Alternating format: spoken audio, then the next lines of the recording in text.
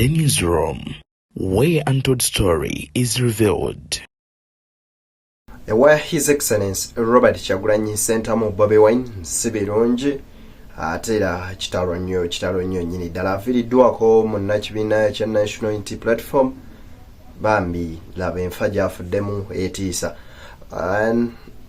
maziga mmerere eri Bobi Wine ate ne banne kakati ate ye Bebe Cool guna agudde mu mbi zaaki kugambye bamuyisizaamu eggaali chairman Nyanzi mukulu wa Bobi Wine ate no bwetuti bwetuli eno nkusaba byonna obirabe video nkusaba n'obwombeefu obw'ekika ekyawaggulu soko gimpere like bw'ogiwa like bw'ogiwadde muliro ogukitambuza okutuuka ku research n'omugyali eyo ate nkusaba ate n'abasubscribinga nga gwe mulundi gwo ogusoose okuba nga olaba video eno nkusaba soko subscribing otwegatteko mu butongole nzikiriza nsooke nkuwa video eno tweyongereyo. Stop putting Sally Moses in the same statement with Robert Kyagulanyi Ssentamu. These are two different people. Have some respect on His Excellency, the President. I believe in Robert Kyagulanyi Ssentamu. Stop putting him in the same phrase with Moses Sally. These are two different people. This man is a diplomat, nakugamba. He's becoming a diplomat who he is, was a built-up of different circumstances. All people who stand as symbols of hope mu Africa, abantu bakirizamu. Ebuvanjuba nebugwanjuba ewaka wasigala we wasinga. Beyond the Newsroom gwe mukutu ogukuleetera ekyo ekisinga katiranga naffe ng'oyita ku noti 771 44 53 ne noti 744 26 45 na bino bikulu tetulanga bafere tetulanga basawo ba kinnansi n'abagwa mu koowa eryo mwebale kutuwagira. Thank you. Zali build up ezise bintu bingi Malcolm X, Martin Luther King build up zaabwe zali ko assassination attempts ne bawona. It happened to Robert Kyagulanyi Ssentamu in Gulu. His build up, their build ups of becoming symbols of hope were build ups through okera kumacha ne bamusiba ne bamu incarcerating ne bamu torturing. It has happened to Robert Kyagulanyi Ssentamu. Musajja mukulu amanyikiddwa nga Tafubi agenze mu maaso n'okwera nga wa Bebe Cool ebibye onono yabera koko Mugagamel atera yomu kuwabo abaliko okumpi wakati we oba okumpi wa Bobi Wine mu ngeri yemu ne musajja mukulu amanyikiddwa nga Bebe Cool onono amutegeezezza n'agamba nti atadanga mu kuteeka Kyagulanyi Ssentamu mu statement yemu n'omuntu alinga Moses Sally oba Bebe Cool kubanga Bobi Wine yasukkuluma takyali ku ddaala lya Bebe Cool. Ebigambo bineno nkusaba nabyera obiwulirize. He has been tortured and belittled. His build-ups zava mukubagana okukola emirimu gyabwe and the state ne freezing all their assets. It has happened to His Excellency Robert Kyagulanyi Ssentamu. So people, Semo, I honestly beg you guys and I beg you today, stop putting His Excellency like Robert Kyagulanyi Ssentamu in the same statement with Bebe Cool. Stop.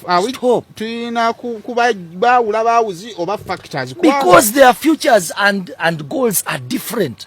One is dreaming about dropping a song on Friday. The other is dreaming about the future of this country and how the youth can have a better future. Omwali mukulowoleza abaana baffe Uganda gye bagenda kubaamu, omulali mukulowooza kutaluyimba na kukola video. That is different.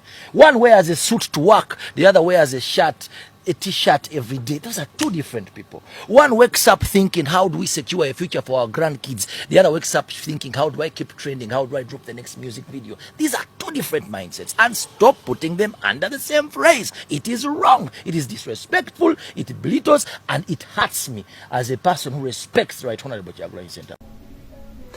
Kakati munywanyi wa Bobi Wine amanyikiddwa nga Mese munnamawulire eyaganyuka yakolako ne Super FM radio awe Mengo then atenga munnakatemba era nga yazanya katemba mu Amarula family namoti yagenze maaso n'okubeera nga ava mu mulambo enseno nga akutuse ekirwadde ekyomutima onono abadde munnakibiina kya National Unity Platform lukulwe era nga yomu kwabo oba oliawo ababadde banywanyi ba Robert Kyagulanyi Ssentamu His Excellency Bobi Wine okuviira ddala mu kisaawe ky'ebiyiiyo oba kye tuyinza okubiyita art industry. Enfa ye ebadde yakibwatukira era Amooti bambi amawulire gano tegamulese kyekimu ng'ali mu maziga mmerere. Wagenze mu buliri kitabaye mujje muganda muwona akola ki kikyali ku live wano omutuukako nga yeesika bw'ati bwe tumutuuseeko ne tukubira ambulance bagenza okujja ne bamuteekako bagiyita CPR okumukebera omunyiganyiga omutima okumussa engulu ekikabire ne batugamba nti munnamwafusde nga talina kirwadde kyalwadde wadde na kimu naye Amooti talina abadde alinamu nga bw'ogamba oddeko kabengo nga kati alina kakusimba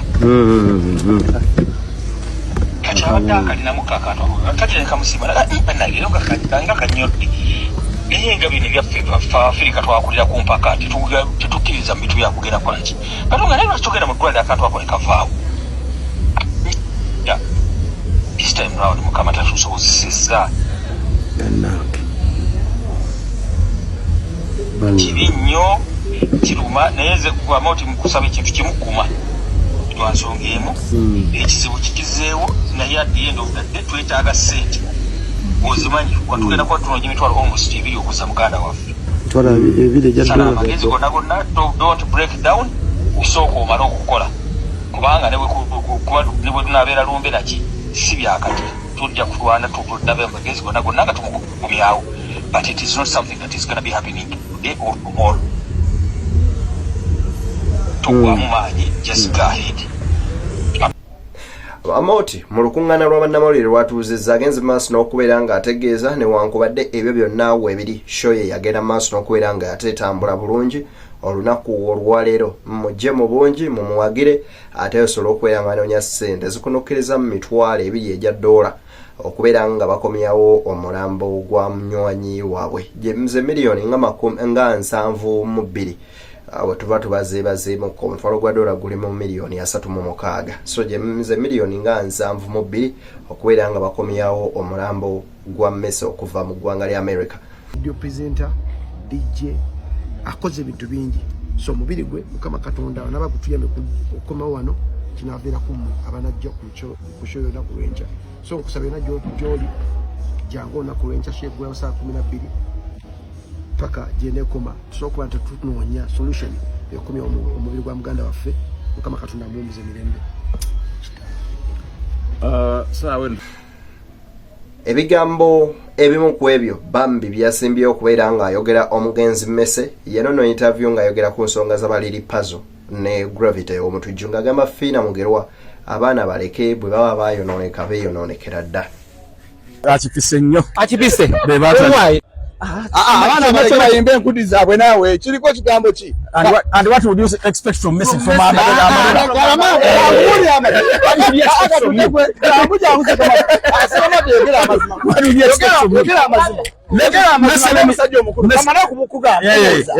singa kigambo enkudi ye yali emmere nga bogera mu restaurant bagamba give me some enkudi singa kyogera it is just a word it is just a word Messi it is just a word leka abaana bayimba ebintu byabwe life very wet minding ebintu bibiri what is better being popular or being bajja divaamu bonna paka system weneetereera ayogera amazima mpaka Museveni afudde obadde Messi kakati nno yetafubi mu byokuwa abalumba Bobi Wine level tanaba kubeera nga oba oliawo assa mukono wono nno ageze maaso n'okubeera nga aweereza bampuuga obubaka n'agamba nti abasajja bano baali baasiiga eggwanga ekintu ekibi nti bw'oba toli intellectual oba nga toli wa bitabo nnyo kizibu okuvaayo n'ojja oyingira ebyobufuzi naye ate nga Kyagulanyi kadde kano agenze mu maaso n'okubeera nga abakunamya n'abalaga nti n'omuntu asobola okuva mu ghetto n'afuuka ekyoyo eky'omuwendo mmwe gwe mulabanga atalina makulu. Kankubuulye problem yonna weeva mu basajja abo. These are people who have hoodwinked the country and you must have formal education to be a leader with ability to effect change in your own country. That's why when they speak, they brag about being bateke, they brag about being professionals, they brag about being professionals in politics. they forget the men mu history abaze ba effecting a change mu Africa mu nsi yonna abamu baali tebalina formal education. Our very own case in point, Idi Amin Dada, the greatest of all time. He might have had his flaws, naye yakola ebintu ebiri remarkable nakali tutasobola kumenya was an educated man. Yali yasoma nnyo. Muntegedde. Omusajja omulala gwe njo kugamba muyita Mike Kibaki, the third president of Kenya. He held a degree in economics but didn't have extensive experience in politics. He became the best of all time. Yalina degree. Nakola ebintu batasobola kukola. Julius Mada, president wa Sierra Leone. Same story. So what am I trying to show? Bana basija bahoodwink in the public that you only have to be take. You must have an history of being a political for you to effect change. It is impossible. Now here comes a young man with favor and grace, with a degree of MDD. But he has two things that they don't have: credibility, integrity, and conviction. Kakati ye chairman Nyanzi avuddeyo n'ayanukula musajja mukulu Mathias Mpuuga Nsamba ebyokuvayo n'ategeeza nti bannanuupu beebase n'agamba nti gwe nga tozanga kaadi bwe baba beebase ekitegeeza oli omu ku abo abeebase. Well, chairman, wetwogerera muli mutulo. You are putting it on us. Okusinziira ku deputy president w'ekibiina kyammwe mu Buganda, atera senior member mu kibiina kya NOP, Mwami Mathias Mpuuga bwe yabadde ayogera mu kutongoza DA, yagambye nti leading opposition party beebase. Leading opposition party beebase. Leading opposition political party muli mufuluuta mwebase. Muleesewo emiwaatwa giyawo temulina kye mukola. Ate omuyise deputy president ate kati yagamba nti twebase oba naye ayina we yeebase. Oba naye ayina we yeebase kubanga omuyise deputy president waffe ate n'ogamba nti no yagambye nti no yakyuzinze ekibiina kuba nti kyebase nga taye deputy president. You see, kyanjawulo okuba n'ekifo nga bw'okyogeddeko n'okukola ebijja mu kifo ekyo, you know. Era nze nzikiririza mu kukola emirimu so si kubeera bubezi na bifo. Emirimu gye mukola deputy president w'ekibiina tagiraba okuva ddi, tagiraba okuva ddi. Ng'olina gye baba okuntwala emirimu tagiraba okuva ddi, kubanga nzijukira nga yasembayo ng'ayimiriza kunga structure mu Masaka. Kati oba yagiyimiriza yasigala ekola oba yasigala tekola. Kati waba yagiyimiriza ekyo kitegeeza nti ye kennyini yayimiriza okukola.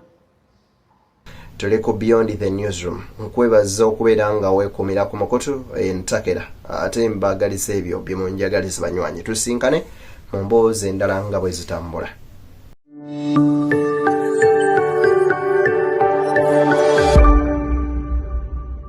Beyond the Newsroom, where untold story is revealed.